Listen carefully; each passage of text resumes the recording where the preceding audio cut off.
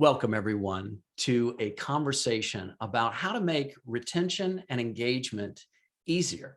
My name is Chris Westfall, and today I want to look in the direction of your success. Because if you think about it, retention and engagement, on the surface, that could look like it's an organizational question, right? Like, how do we change our culture? Or maybe we just need to redesign work.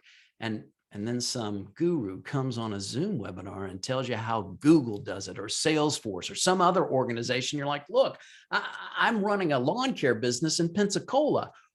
How does that apply to me? So as we begin our conversation today, I want to share with you that this is going to be something that hopefully opens up some ideas for you on a personal basis, because let's just be honest, life right now is difficult. And maybe you're feeling some of the frustrations within your organization, or quite frankly, within your own career, your own life. And if we're going to be effective in helping people to be more engaged, helping people to stick things out, to stay with their commitments and to improve retention, that to me looks like a personal conversation. And I hope that that's okay with you today, that we look at the things that are going to help you most. Because one size doesn't fit all. And what works for one company or one person isn't necessarily what's going to work for you. So where does that leave us? Well, it leaves us looking in the direction of how to create real transformation from the inside out. That means transformation for yourself personally, because if you transform, if you show, in other words, if you show up differently, I'm not talking about, transformation like some magic thing, but I'm talking about if you show up differently inside your organization, the organization will show up differently. Now, before we came on the call today, I was actually doing some drawing, if you can believe it. I was doing some drawing, and I want to share this drawing with you right now, if you'll allow me to. I was drawing a picture of what most organizations look like to me, right? I mean, can you imagine you sit down and you go, I'm going to draw what organizations look like today. Here's what they look like. They look like they are focused on a goal, right? I mean, isn't that what every organization is looking for? They're focused on a goal. And along the way to that goal, you see that ring light right there? Sorry about that. Sorry about the reflection.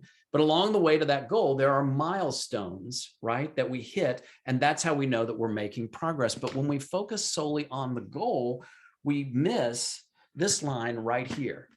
And I hope you appreciate these sophisticated tools that I'm using right here. I hope so. Do I know how to use an iPad? Yes, but I like to go old school, and I hope you do too. Anyway, here's what I wanted to share with you, is that we've also got another line happening inside of the organization and happening inside of us. And this line here is the soul line, the soul line. You see the goal line, which is where so many companies focus. This is sort of like how to move the chess pieces on the board, right? How to move the chess pieces to win the game. But the soul line says, what about the player inside the game? What about what's going on inside of you? And in my experience, when you coach the player, you improve the game. Has that been your experience as well? If so, let's take a look at some ideas behind self-leadership, some ideas that can help you to show up differently, and by extension, help the people that you care about to do the same, so that you can see things in a way that makes life, your career, your relationships, your impact easier. You see, the premise is pretty simple for our conversation today. Everything in life can be made easier. Maybe not easy, right? Like performing a liver transplant, that is not easy, but there's a way to go about that makes it easier. Whatever it is that you're up against in life right now, there's a way to go about that makes it easier. And I want to look in that direction, because if we find a way to access some ease in amongst the challenges, guess what? Retention improves, engagement improves, you show up differently, you create greater impact, you're able to make choices and decisions and take actions that lead towards those easier outcomes. So with that in mind, let me just begin by sharing this PowerPoint with you so that we can get some additional ideas in there. And I hope that everyone is seeing this. I know from Rusty's message in there that you're seeing this. And I want to just jump right in by asking you a favor. I want to ask you a favor as we begin today. And this is both a big ask and a little ask at the same time. And some of you may not be open to it. It may be a real challenge for you, but here's what I'm going to ask you. As we begin today, I need you to be lazy. That's right, lazy. Now, before you jump to any conclusions about what lazy means, right? Like some people think lazy means, well, let's just eat potato chips and watch Netflix. And by the way, there's nothing wrong with that. But like lazy isn't really a strategy when you're eating potato chips and watching Netflix. That's not the kind of lazy that I'm talking about. I'm talking about lazy, like a lazy Sunday afternoon. Have you ever experienced a lazy Sunday afternoon? If you have, you know what I'm talking about. A lazy Sunday afternoon is where you spend your time doing exactly what it is that you want to do, whether you're taking a hike with your kids, or maybe you're going on a bike ride, or maybe you're going for a run, or maybe you're building something in your garage, or maybe you're sitting on the couch eating some potato chips and watching Netflix. But whatever it is that you're doing on a Sunday afternoon, you're going about it in a way that is actively lazy. And actively lazy is what I'm looking for today. Actively lazy means that you're only doing the things that you want to do. And if you're wasting time on a lazy Sunday afternoon, the reason that you're doing that is because you want to. So as we begin this conversation today, what would it mean to you to be actively lazy? To listen and observe and take in this webinar as if you were, this is going to sound crazy, but as if you were listening to music. You know, when I listen to music, I'm not sitting there going, wow, I wonder what key it's in. Wow, how did they remember how to sing it that way? I never think, do you ever think of that? I don't think about any of those things. I just listen to music. So as we begin our conversation, let's be lazy. And I'll tell you why it's important with a quote from Bill Gates. You see it here on the screen. I choose a lazy person to do a hard job, because a lazy person will find an easier way to do it. That's the kind of lazy that I'm looking for today, an actively lazy approach. And what might we discover when we look there? Well, when we look in the direction of actively lazy, we just might discover 5 ways to make engagement and retention easier. So we're going to talk about how to help your organization, but you know how you help your organization? By helping yourself, by exercising self-leadership and seeing things in a new way. So let's look at that new way. Imagine, if you will, that there is a fan like you see here on the screen, a fan in between us. And I have with me some very important cards, some note cards. And on these note cards are wisdom, insights, great advice, things that I want to get to you. But between us, there's a spinning fan. So my question for you is, how do I get these cards through the spinning fan? And I'm looking for your answers in the chat. I mean, what would be the way that you would approach the spinning fan? How would you do that? Look, I'm looking for your answers in the chat. What shows up for you? And I know we've got some folks that are calling in, so that might be tricky. But for the folks that are here, what shows up for you as a way to stop the fan? Jeanette says, stop the fan. The easiest way to do it is to stop the fan. Jeanette, you go to the top of the class. That's brilliant. That's absolutely right. Stop the fan. So when we come back to that spinning fan, what we have to do, it's very simple. Stop the fan. We all know that, right? We all see that. So why is it that instead of stopping the fan, our lives look like this? Will you agree with me to be actively lazy? Will you agree to stop the fan for the time that we have together? If you do, you'll show up differently. You won't waste time trying to figure out if there's a typo right here in this section of the slide. By the way, there is. Let's see if we can see things in a different way. It's sort of like this. Let's say that you have a commute, a drive that you take every day, and the drive takes 45 minutes. Maybe you're going into the office, maybe you're going somewhere else, but it takes 45 minutes. And I come to you and I say, listen, I've got a different route for you to take, and it will cut your drive time in half. You will avoid the traffic. It's a more scenic way to go. How long would it be before you take that path? How long would it be before you took that path? I'm looking in the chat. I just got a thumbs up from Tracy. How long would it be before you take that path? I'm guessing the answer is right away. I'm guessing maybe if it's just to figure out, is Chris Westfall a human GPS? Let's take a different route today. Let's take a different route.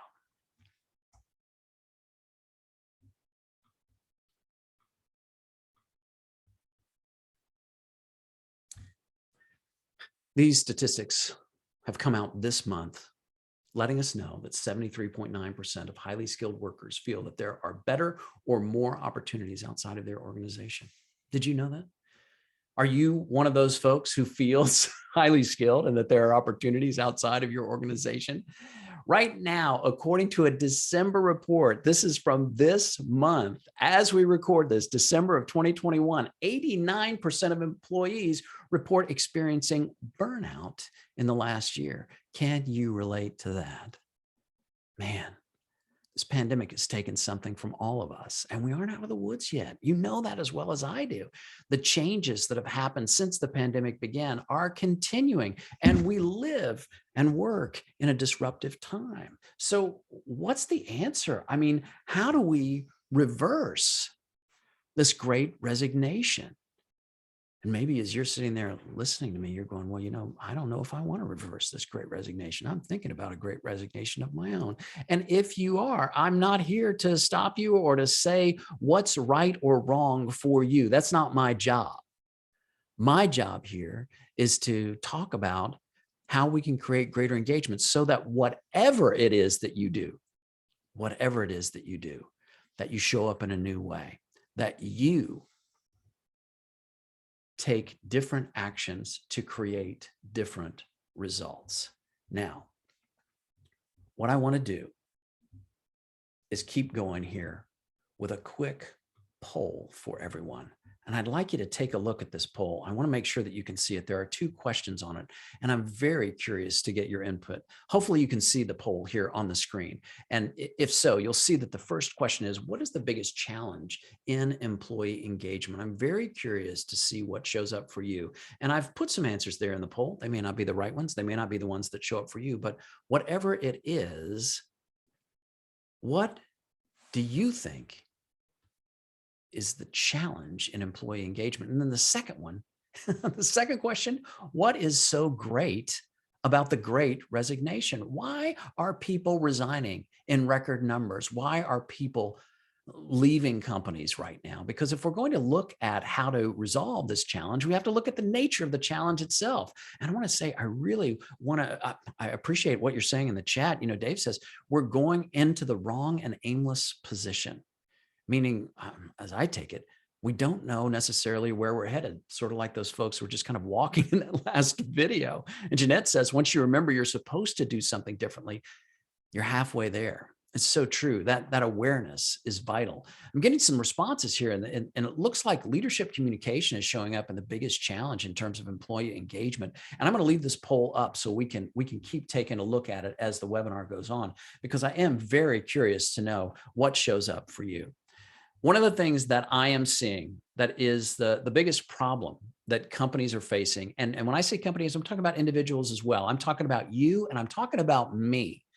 Because if it looks like I'm giving prescriptions to those folks out there, I've got some ideas for you and for me, for people everywhere, and that means us.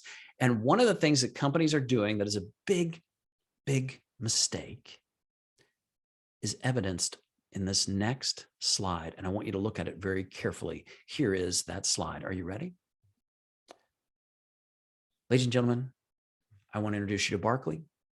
This is Barkley the Bulldog, and Barkley helps me to remember what companies are doing wrong today, and that is zooming in. Have you ever found yourself facing a problem and you zoom in, you get as close to it as you possibly can, you're trying to figure things out, and as you try to navigate that spinning fan, if you're picking up what I'm laying down, You're not finding any answers. And what you discover is what Einstein said, is that we can't solve a problem with the same thinking that created it. And so here's the first strategy that I want to share with you that can help organizations to create greater engagement. And this is a note for organizations and individuals as well. Here it is. Zoom out. When I zoom out on this image, Barkley gets a little clearer, right? And he also doesn't get slobber all over the camera lens, which is nice.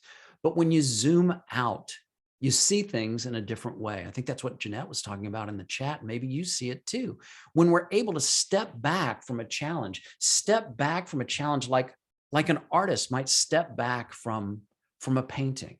You see, when we step back from something, we see it in a new way. But when we're so close, there's things that we can't observe. We lose sight of the big picture. And that's why we have to remember the Yahoo strategy.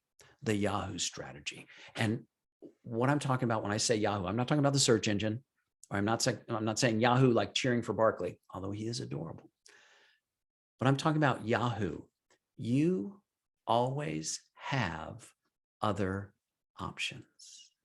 You always have other options, which is true when you are in a job that is frustrating. But it's also true when you have a team to lead, when you have objectives that you're trying to hit, when you have goals that are robbing you of your soul. You need to step back and look at the whole. I'm sorry for talking like Dr. Seuss. I am not a poet. I am a writer, but not a poet. But the point is, when you look in the direction of Yahoo, what do you see? You always have other options. You know, one of the things that's in the chat, somebody has shared, and I really appreciate it, people have challenges with caregiving. You know, isn't that true? Especially if you're working from home, those challenges continue. They started back in March of 2020 and they're still with us today. So how do we show up given these challenges in a new way? The first step is a new perspective. The first step looks to me to be, let's go back to Barkley, to zoom out and consider how you always have other options. What options are you considering today? What options should your organization consider that would provide that fresh perspective? So many times people say, I can't come up with new options because that's just how I am. Have you ever said that? That's just how I am. Well, what if it isn't? And you see it here on the screen. You see, that's just how I am. And we all say that. I say that. That's just the way that I am. Have you ever said, that's just the way I'm wired? That's another version of it. Well, here's how this statement comes out in a corporate environment from a cultural standpoint. It comes out as the 7 most dangerous words in business. The 7 most dangerous words in business. Do you know what they are? Here they are, 7 words coming at you. That's the way we've always done things. That's just how I am as an individual. The organization, that's the way we've always done things. It is an anthem to fight change. But here's what I've discovered. I've discovered that we are wired differently than we realize. And that's not just some motivational mumbo jumbo. That is science. Let me share this with you. Let me share with you what I have discovered from someone by the name of David Eagleman. David Eagleman is an author and one of my favorite authors, quite frankly. And he wrote a book called Live Wired. And in this book, in Live Wired, he compares human beings to a Komodo dragon, which you see here on the screen. This is a picture of a Komodo dragon, an ancient beast, if you will, that is actually a prehistoric animal that is probably the one creature on Earth that most closely resembles the dinosaurs. And David Eagleman says in his book, imagine a Komodo dragon, seen here on the screen, from 30,000 years ago, 30,000 years ago.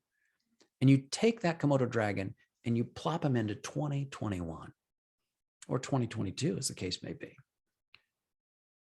That Komodo dragon is the same as a Komodo dragon of today. That Komodo dragon is hardwired to eat, sleep, reproduce. You know what I mean?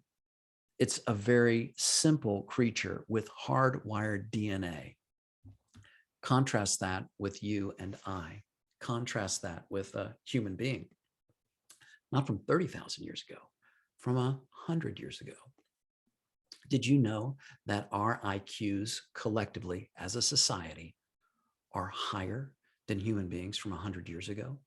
Now you could say, well, that may have to do with the way that we measure IQ and that sort of thing. But I say it demonstrates that we as human beings are not hardwired. A human from 100 years ago, certainly a human from 30,000 years ago, is wildly different than you and I, and not just because they don't know what TikTok is. We as human beings, according to David Eagleman, are wired, or live wired, as the book's title suggests, to change and to adapt in ways that other creatures are not. In fact, to demonstrate this point, Eagleman tells a story about a scientist who did a science experiment. He wanted to see what would happen to people who had normal eyesight if they were blindfolded, because he knew that blind people who had lost the sense of sight, began rewiring their brains. Yes, rewiring their brains. And in fact, a part of the brain called the occipital cortex, I'm not a scientist, but that's the part of your brain that controls your eyesight. The occipital cortex became rewired in blind people who had lost their sense of sight. And in fact, the occipital cortex, the part of my brain and yours that controls sight, began to be active when people would touch things. That's right. So the sense of touch activated the sense of sight. This is how people read Braille. This is how people read Braille. So this scientist that David Eagleman talks about in his book knew how human beings who'd lost their sight had begun to rewire themselves. So that it took sighted individuals, people who could see just fine, and they blindfolded them, started monitoring their brain waves, started monitoring their occipital cortex. And guess what they discovered? The occipital cortex started to rewire itself within an hour after being blindfolded. An hour. That's right. So people who were blindfolded in this study, and they left them blindfolded for several days, began to experience new results when their other senses were activated. What does that say? It says that you and I are more than just a science experiment. We are able to rewire ourselves, because that is how our DNA is built. A Komodo dragon, hardwired. Same DNA from 30,000 years ago as yesterday. But not you and not me. We have the ability to reconstruct the fabric of our brains without any effort. Consider that, because the folks who were blindfolded, all that was happening was they were blindfolded. They weren't chanting, they weren't meditating, they weren't going through a 6-step process to try to improve their sense of touch. Didn't happen. Why? Because it wasn't necessary. This is not motivational. This is science. You and I are wired to adapt. When scientists discovered the human genome, the sequence of DNA for human beings, they were surprised that it wasn't more complicated. You know why? Because our DNA is incomplete. We are built to grow and develop and experience things, and in a way that a Komodo dragon or a giraffe or a turtle is not. We take in experiences, we learn and adapt because we are live wired in a different way. So when you think that change is something that is out of reach, think again. Think again. Let me share it with you here on the screen. And I want to just review what we covered originally. First of all, the Yahoo strategy. One thing that can improve engagement and can improve your personal engagement is zooming out and remembering that Yahoo strategy. The second thing, just remind yourself who you are. You're not a Komodo dragon. And if it looks like change is something that you aren't wired to handle, you got to look at that again. You got to zoom out, because you and I are built to handle change. We may not like it. We may not like the shape that change takes. We may not like the additional obligations that show up when we have to work from home or return to the office or some combination thereof, right? Look, this isn't a webinar about the best way to design the office environment. This is a webinar about the best way for you to show up so you don't keep acting like a Komodo dragon. David Eagleman, Live Wired. It's a great book. Be sure to take a look at it if you get a chance. And by the way, as we go on today, and I'll be looking at the chat, I want to let you know that for those of you that are with me today, I'm going to be giving out some information later in the webinar, and I will be providing these resources. So if you're like, well, what was the name of that book and everything like that, I will be able to provide that to you, and I'll send it out via email. I've also got some copies of my book, and I'll be talking about that in just a second, that I want to send out. I want to give away 10 copies of Easier today. So if you're interested in a signed copy, stay with me. Keep chatting it up. I'm going to be looking in the chat in just a second, but I want you to take a peek at this quote from Mark Twain. And let me just ask, what shows up for you? What in the heck was Mark Twain trying to tell us when he said, it's not what you don't know that can hurt you. It's what you know for sure that just ain't so.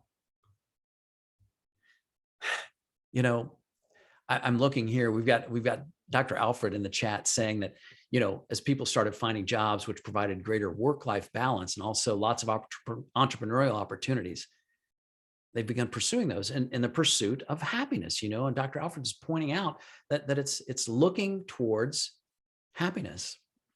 You know what Don Draper on Mad Men said about happiness? The pursuit of happiness is just a pause when you're looking for more happiness.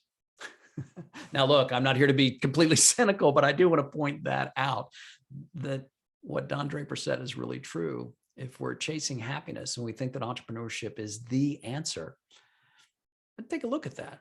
Entrepreneurship is an answer. And it may be the right answer for you, but ultimately, what is it that's going to help you to perform at your best, whether you are working for someone else or working for yourself? It seems to me that's what's going to help you is to take ownership. Take ownership of your situation. And how do you do that? How do you take ownership of your situation? What exactly does that mean? Well, I'm going to give you a two-word answer. 2 words that will transform the way that you show up at work, the way that you make decisions, the way that you show up in your relationships. These 2 words will create transformation in almost every area of your life. And I'm going to use a green screen to share them with you. Here it comes. Okay. Do you mind if I turn on the green screen? Here it is. Ready? Slow down. Slow down. That's what the green screen says. What would happen for you today if you slowed down? What might you see differently? What might you be able to zoom out on and get a new perspective on, a new perspective about what engagement means for you? So many times what we do instead is we don't zoom out. We zoom in. We focus on the goal, right? We focus on the goal. And what I want to suggest in this conversation today, if you're open to it, let's rethink your goals. That's right. Let's rethink your goals. And specifically, something called a BHAG. A BHAG. Have you ever heard this word BHAG? Do you know what a BHAG is? A BHAG is a big, hairy, audacious goal. The idea behind the BHAG is a simple one, and it's that great expectations lead to great results. Have you heard this before? This idea of having a big, hairy, audacious goal leads you to great results. But actually, that's not true. And let me explain what I mean. The big, hairy, audacious goal idea is based on something called the Pygmalion effect. That's right, the Pygmalion. I know, that's like a $12 word, right? The first time I heard it, I'm like, Pygmalion, what does that mean? Like a way to make bacon? What are we talking about here? But the Pygmalion effect. And the Pygmalion effect is this idea that great expectations lead to great results. Well, I looked into this Pygmalion effect, and I don't know if you're familiar with it or not, but the Pygmalion effect is actually based on a Greek myth. That's right, a business strategy based on a myth. I'm nervous about it. What about you? Anyway, the story of Pygmalion is this. Pygmalion in Greek mythology was an ancient Greek king, and he was also a sculptor. He was an artist. And what he did is he created a beautiful statue of a beautiful woman. In fact, he thought she was the perfect woman, and he named her Galatea. Galatea, the perfect woman. And since this is Greek mythology, the statue came to life.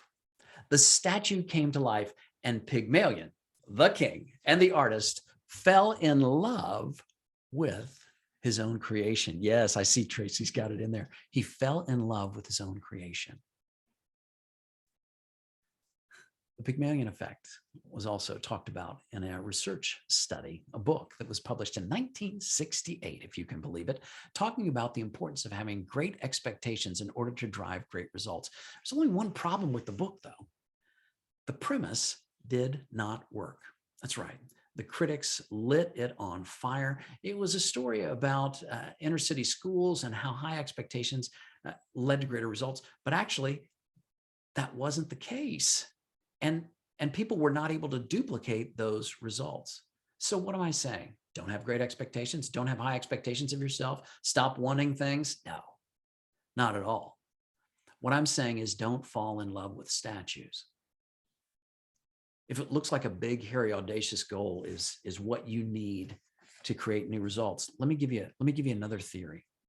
Because so oftentimes we create these goals like a mythical statue that we have to achieve. And it's just a setup for disappointment when Galatea doesn't love us back. And I don't know about you, but in my life, I've built entire museums around the statues that I've created. It's time to step away from the myth. It's time to step away from these big, hairy, audacious goals and really understand how we create the impossible. Where does the amazing, the extraordinary, the great impact that you're seeking, where does it really come from? And here's what I'm going to share with you. It's another green screen. You tell me if you see it. What would happen if you looked in this direction?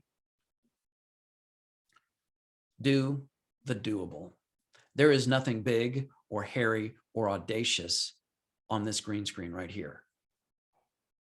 What this shows us is capability and possibility. What happens if we look in the direction of doing the doable? Because if you think about it, isn't that the way that we create the impossible? Every invention that you admire and use today, every piece of modern technology, every piece of software, you know how it was created? Maybe by a big, hairy, audacious goal. Maybe that's where it started, with a vision. I'm not saying that having a vision isn't important. But one step at a time, the inventors, the innovators, the engineers, the creators, they did the doable. What happens when we understand the true nature of creating new results, the true nature of change, the true nature of leading through change, and we offer that thing to those around us that is perhaps most rare in corporate environments today? We don't offer them big, hairy, audacious goals. We offer encouragement. Encouragement. Who could you encourage today? What kind of encouragement would be most useful to you? What collectively could your organization do or say or create to encourage greater engagement? If engagement is your goal, if higher scores from your employee engagement is your big, hairy, audacious goal, really take some time to be smart about how to achieve that goal. Encouragement is a very, very powerful tool. So let's get back to the statue of Galatea and the Pygmalion effect. Do the doable is a much more powerful strategy. So just to summarize where we are so far, the first strategy for creating greater engagement and retention is to remember Yahoo. You always have other options. Zoom out. A fresh perspective, as we've seen in the comments, a fresh perspective is the first step in not just creating change, but leading through change. Secondly, remind yourself who you are. And by extension, remind those around you, the people on your team. Instead of finding fault, remind people what they're capable of. Remind people that, sure, change is hard, but guess what? As human beings, we are wired to adapt, or live wired, as David Eagleman says. We are wired to navigate change. And even though we may not like it, we have to admit a part of our human nature. That's right. It is our nature to adapt to change. It's not motivational. It's science. The third thing is change your relationship with your goals. drop that big, hairy, audacious goal whenever you're ready. And I'm not saying that you shouldn't have targets that you want to hit. I'm not saying, no, your sales goals don't matter or anything like that. That's not what I'm saying. I'm saying change your relationship with your goals. And instead of holding onto those goals so tightly with a laser focus, you ever have anybody at your company say, we need to be laser focused on our goals? Here's a problem with laser focused. When we laser focus, we don't zoom out. We don't step back. We don't see other ways to win. If we don't change our relationship to our goals, that laser focus looks like we're in a tunnel headed towards our goal. Whatever that goal is, to create the relationship that you want, create the sales results that you're looking for, create the corporate results that you want, create the engagement scores that you're looking for. But when we zoom in, it looks like there's only one way to win. Can you imagine? Can you imagine if you said to a coach in a sporting event of your choice, doesn't matter, tennis, football, track, whatever it is, coach, there's only one way to win. What's the coach going to say? Sit down. There's never just one way to win. What you have to do is find every possible way to win. And even in a sport like track, where the way that you win is to run faster than everybody else, there are ways to go about that. There are ways to go about running that race that makes that race easier. Am I right?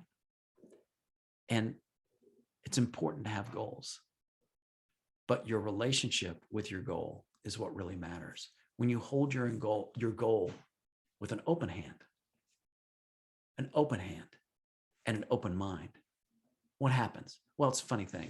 A mind is like a parachute, works best when it's open. When we open our eyes and zoom out, we see things in a new way. We see new possibilities. And really, if isn't that what we're here about? I mean, if you're looking to drive engagement, improve retention, maybe even increase your impact as a team player or a team leader, it's really a question of new perspectives, of finding new ways to win, right? And one of the ways that we can discover new possibilities is to remember not to fall in love with statues. Are there any statues that you're falling in love with, that you're laser focused on? Is there something out there that you say, it's got to love me back? Or here comes the disappointment. So many times when it comes to our goals, leading ourselves and leading others, there's two words that come into the conversation. If only. You ever say this? If only I had more budget. If only Trevor would have gotten me that report last week like I asked him to, right? If only.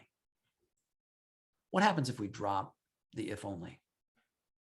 What happens if only leaves the conversation? What are we left with?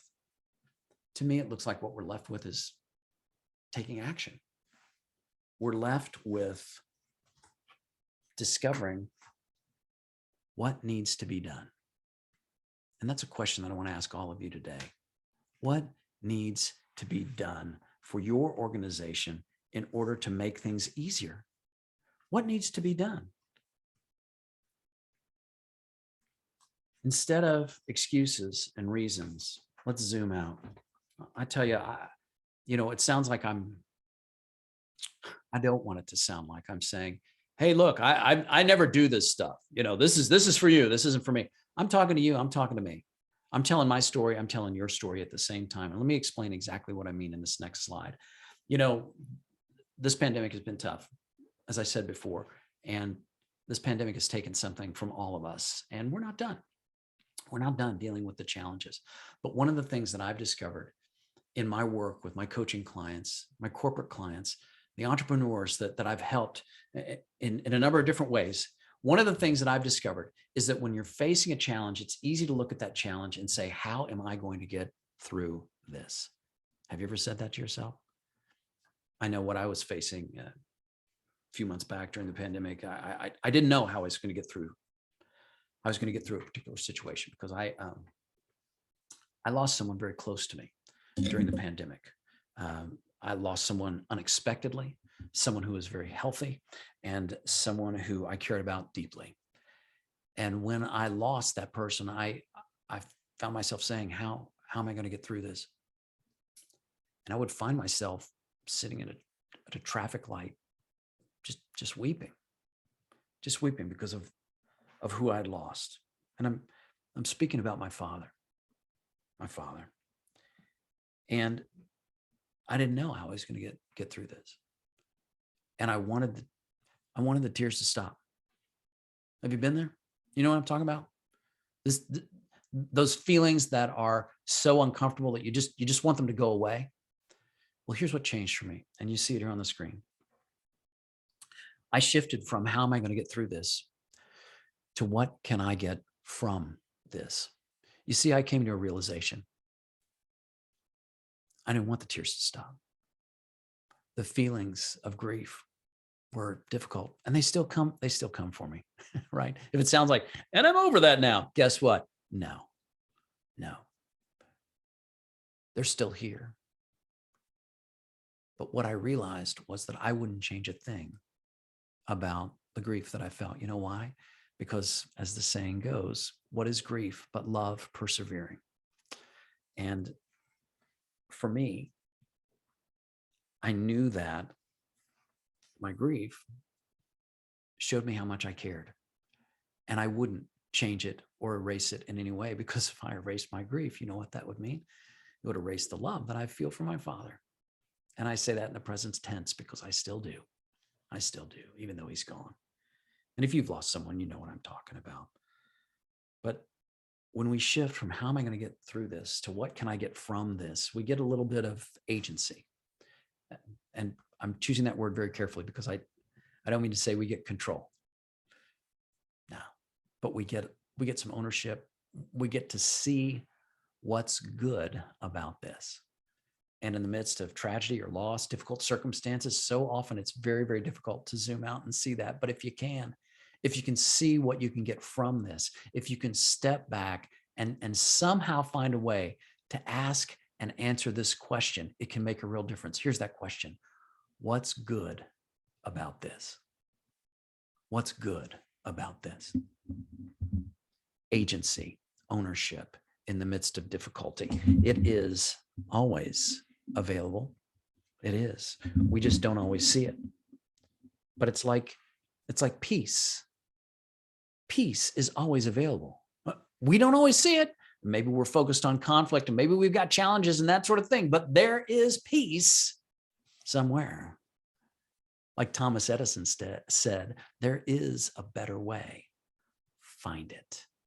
So as you take these ideas, and hopefully you're listening to them like you listen to music, I want to ask you a question, and it's a question for yourself as well as for your team that you can take back to your organization. And this question is right here on the screen. What's not quarantined? What's not quarantined and never will be? Think about that. I mean, especially if you're frustrated working from home or whatever the case may be, the different challenges. We've all got restrictions depending on which part of the country or the world you are in. Those restrictions vary, but we all feel them. We all feel this sort of constriction, this lack of personal freedom. Are you with me? You think that lack of personal freedom is driving the Great Resignation? Sure it is. Sure it is. It's absolutely one of the drivers. But what is it that's not quarantined? What is it that's not quarantined? Let me stop this share and see what shows up in the chat. If you want to hit me, what is it that shows up for you that's not quarantined and never will be? Let's see. Oh, and thank you, by the way, thank you for everyone that's, Tracy, thank you so much for what you're saying. I really appreciate the condolences and things like that. Yeah, it was tough. It was tough. And thank you, Keith. Thank you for your kind words as well. Listen to what Tracy says though. Get this. What's not quarantined? Tracy says, your mind. Your mind. Isn't that true? I mean, think about that. We can always create, right? Create conversations like this one, create webinars, create new ideas, create new products, create new inventions, create ideas that can get us onto Shark Tank. I know you go, oh, that sounds outrageous. No. A lot of my clients have done it. Maybe that's something that's part of your goals. Well, what if our ability to overcome change is not quarantined? That's what Keith says. You know what Tammy says? Tammy says, the kindness you show to others is not quarantined. Isn't that true? Wow, that's really powerful, Tammy. You know, as the saying goes, you will never regret being kind. And that is so, so powerful. And Ada, thank you for sharing that, your comment there. And I'm sorry for the loss of your mom. It never goes away, does it? 32 years ago. But yeah, I'm with you. I feel you. And thank you so much for that.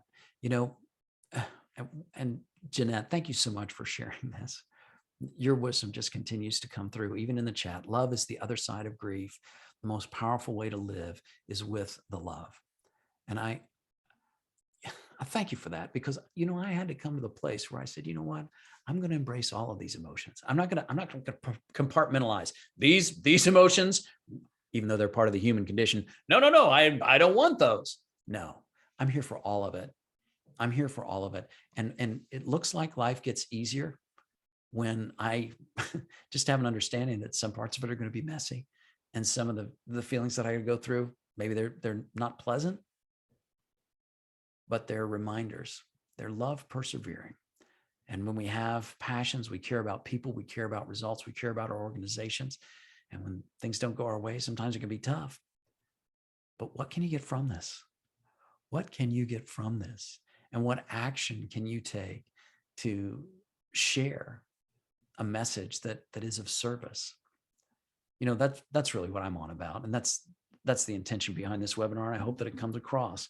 There's a quote that starts off my book right here, which I just, today as I record this, I just got a bunch of copies yesterday, and it's coming out today. But the quote that starts the book is from someone by the name of George Eliot, and it's right here.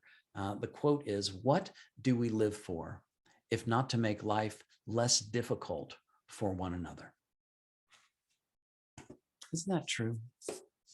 For me, life is about service, serving ourselves and serving others. And that's not a call to be self-serving. It's about helping those around you. And what happens when we look in the direction of this simple question: what could make this easier? What can make this easier? What is it that you're up against that could be made easier? Easier is like peace. It always exists. We just have to find it. And ease, like peace, is not quarantined. So let's just take a look, and let's come back. Let's come back here to a summary of what we're seeing so far. And if you've been tracking with me, and I want to thank you for those of you that are with me here, the fifth thing that can help drive employee engagement, retention, and improve your self-leadership and your intention and your impact is to remember that innovation is always available. It's not quarantined. And another word for innovation is creativity, right? If you think about it, creativity, innovation, really, they're kind of synonyms.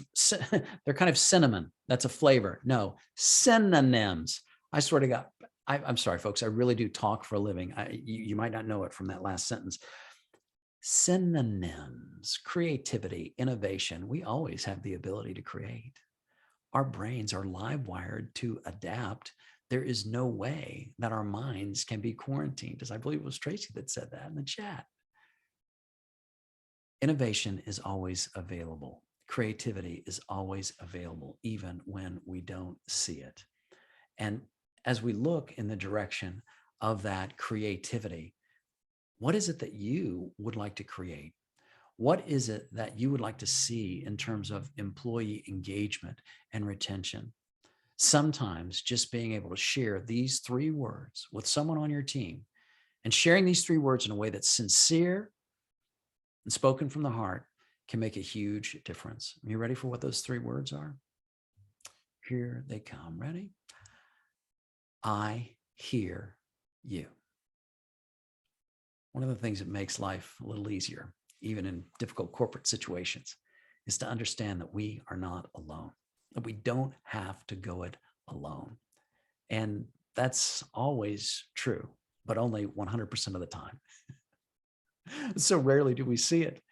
But who is it that you could reach out to right now that could help you to make things easier, to improve the engagement, to give you that additional perspective so that you can step into Yahoo in a new way and turn it from an acronym into an impact, into an outcome. You know, one of the things that I've discovered is that we all have the power to create things that are, well, beyond our imagination, quite frankly. And again, that probably sounds motivational, but have you ever had stuff show up in your life that you're just like, wow, this is a miracle? Even if it's a miracle that I made it through traffic this morning, right? There are things that show up every day that are quite extraordinary. And I had an experience that was kind of extraordinary that I want to share it with you. It happened when I had first gotten married. My wife and we had been married about 6 months. 6 months, and we were very poor at the time. I was in graduate school, and we didn't have 2 nickels to rub together. And my wife was shopping, and she was shopping in a thrift store.